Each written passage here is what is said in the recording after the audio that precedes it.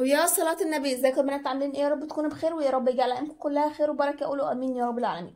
اللهم يا مغير الحال والاحوال غير حالنا الى احسن وافضل حال. جالي كومنت او شفت بوست، يعني جالي كومنت او جالي بوست، واحده هتولد خلال شهر ومحتاجه ان هي تعمل الاسبوع بتاعها في البيت بمكونات بسيطه او بتكلفه بسيطه. اولا وقبل اي حاجه ولازم ننزل تحت نكتبها في الكومنتات: ربنا يقومك بالسلامه يا رب، وتقومي على خير، وتشوفي الذريه صالحه، او تشوفي ابنك او بنتك ايا كان يكون سليم معافى او يجعله ذريه صالحه. قولوا امين يا رب العالمين، هو واولادنا اجمعين يا رب.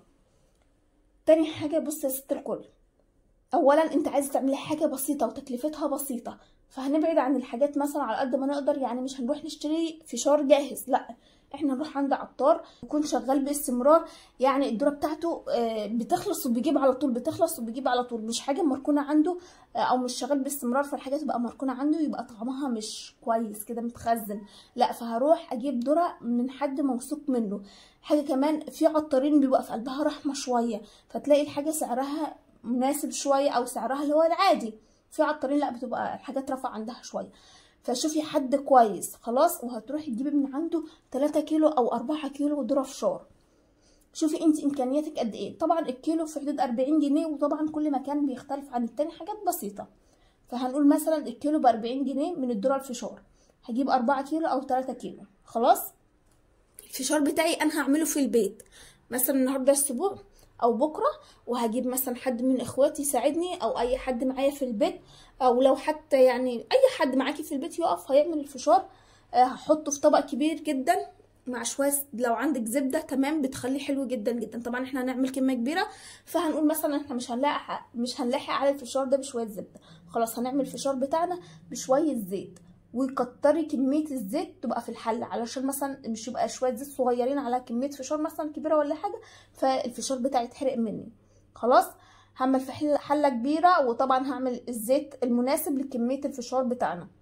لو عايزه الطريقه اكتبي تحت في الكومنتات وانا اعملهولك على طول. خلاص، طبعا الفشار مش محتاج، في ناس اساتذه فيه، بس في ناس برضو ممكن تكون ايه يعني بتحرقه شويه، مش كله بيستوي معاها. طبعا احنا جايبين كميه فاحنا مش عايزين نخسر منه اي حاجه، وعايزين كل الذره بتاعتنا تفرقع. ماشي، فهنجيب الفشار بتاعنا وفي طبق كبير بقى جنب مننا، اللي يستوي هحطه فيه، وهديلها رشه ملح، حابه تحطي لها طعم جبنه تمام، حابه تحطي لها مرقه دجاج تمام، المتاح عندك. والله انا عايزه حاجه بسيطه، طب والله انا عايزه حاجه بسيطه بامكانيات بسيطه، ولا عندي ولا عندي طعم الجبنه ولا عندي مرقه الدجاج، خلاص مش مهم، عادي جدا، حط شويه الملح وكده كده دي حاجه صبحه لسه عاملاها بيبقى طعمها حلو جدا. اهم حاجه ما تكتريش الملح، هي رشه حاجه كده على ايديكي، وهنقلب الطبق وهنركن الطبق. الصباع هيتعبى في نفس اليوم، خلاص ماشي، لا طب انا هعبيه بكره، هعبيه بعده، خلاص. بعد ما الفشار بتاعي يبرد تماما هحطهم في اكياس كبيره وهربطهم كويس جدا عشان مش يطرى مني ويبقى لين. انا عايزه الحاجه تبقى طعمها حلو، حاجه بسيطه بس يبقى طعمها حلو. خلاص، دي بالنسبه للذره الفشار بتاعتي.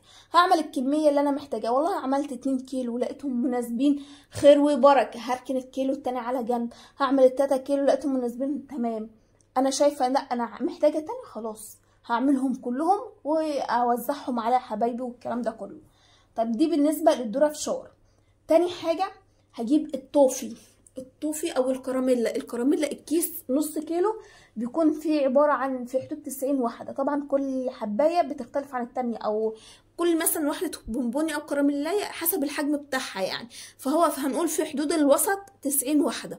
خلاص، هجيب نص كيلو في حدود مثلا 60 جنيه او 70 جنيه برضو حسب المكان بتاعك. هنروح عند واحد بتاع حلويات بيبيع بسعر الجملة، وهجيب مثلا في حدود 3 اكياس من الكراميلا دي، وهعينها يعني هيقفل مثلا في حدود 150 او 200 جنيه كمان. هركن الكراميلا بتاعتي دي على جنب باطعم واشكال مختلفه، هنوعها مش كلها نفس النوع.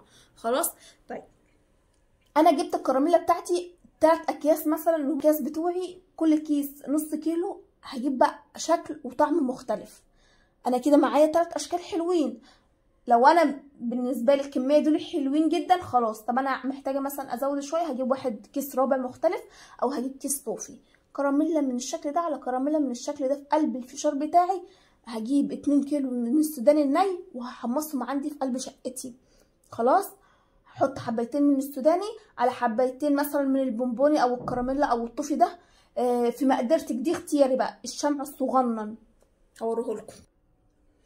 بصي في مقدرتك تجيبي الشمع اللي هو الصغنن، الشمع ده في كل كيس هحط مثلا واحده شمعه تمام.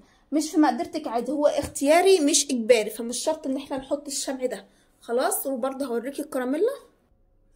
بصوا هي دي الكراميلا او البونبوني اللي انا بقول لكم عليها. مثلا هجيب واحده طعم مثلا كده وواحده تانية شكل تاني خالص مع شمعيه لو متاح عندك، لو في مقدرتك تجيب الشمع. انما الشمع ده اختياري مش شرط تجيبيه. انما الكراميلا لا، هاتي مثلا كراميلتين مختلفين عن بعض في كيس مثلا الفشار، مع حبه الفشار مع حبيتين او قرنين من الفول السوداني بس كده، وعسل جدا جدا. عارفين اكياس الفشار اللي هو القرطاس المثلث ده، هجيب فيه وهعبي فيه الفشار خلاص. هجيب بقى حسب الكميه بتاعتي، هعمل مثلا 100 كيس 150 كيس 200 كيس، هجيب اكياس الفشار دي وهعبي فيها الفشار بتاعتي.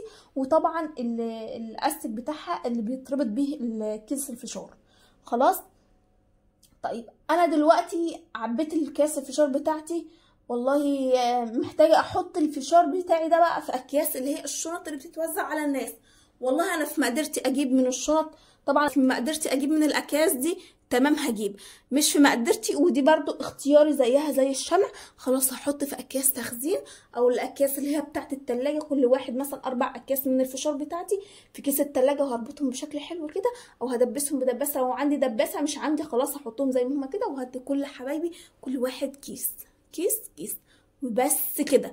مش شرط بقى نطبع فلوس ونكتب عليه اسم النونة، مش شرط نطبع اللي هي الانتيكات والحاجات زي كده مثلا. مش شرط نجيب انتيكات زي كده، عادي جدا اللي متاح عندك اعمليه. في مقدرتك تجيبي خلاص مش مشكله، هجيب حاجات زي كده وهدي دي مثلا لحد عزيز عليا زي اختي، اخت جوزي، اي حد مننا خلاص. انا هجيب لي الحاجات دي للقريبين، ومثلا الاكياس العاديه هديها للجيران او اي حد من حبايبي العاديين خلاص.